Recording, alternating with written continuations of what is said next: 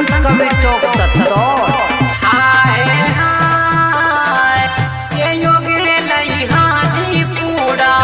के योगे लई पटना के योगे लई हाजीपुरा के योगे लई पटना के योगे लई बेतिया सहारा वे हाय हाय बाबा के लई हाजीपुरा भैया के लई पटना बाबा के लई हाजीपुरा भैया के लई पटना सैयद के लई बेतिया सहारा वे सिंगिंग बाय रूपदेव रमन।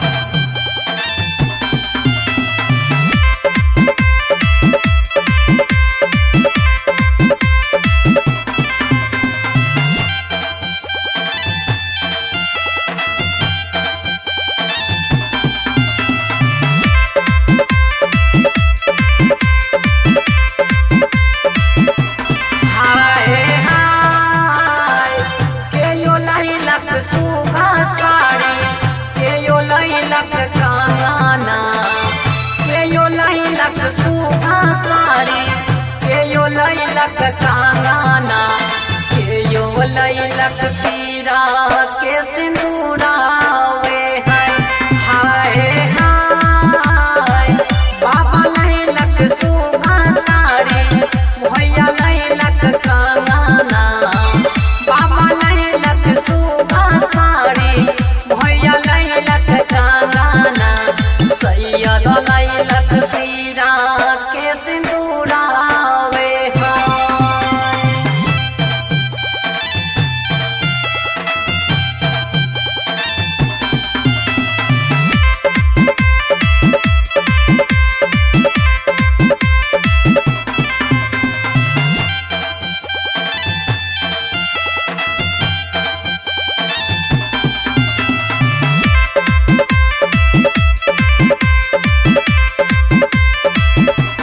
हाय हाय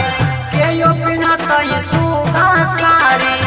के यो पिन्हतई कांगना के यो पिन्हतई सुगा साड़ी के यो पिन्हतई कांगना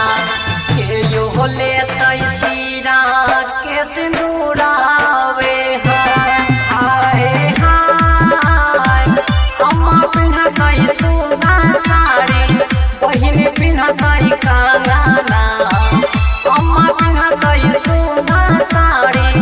बहिनी पिन्हतई कांगना भौजो लेतई सीरा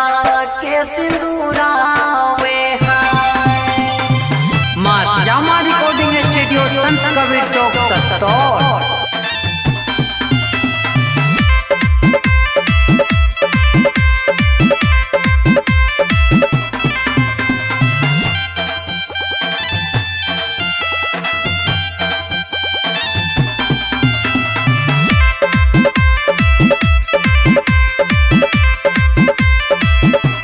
हाय हाय फाटी जैतई सुगा साड़ी फूटी जैतई कांगना फाटी जैतई सुगा साड़ी फूटी जैतई कांगना रही जैतई सीरा के सिंदूरा वे हाय हाय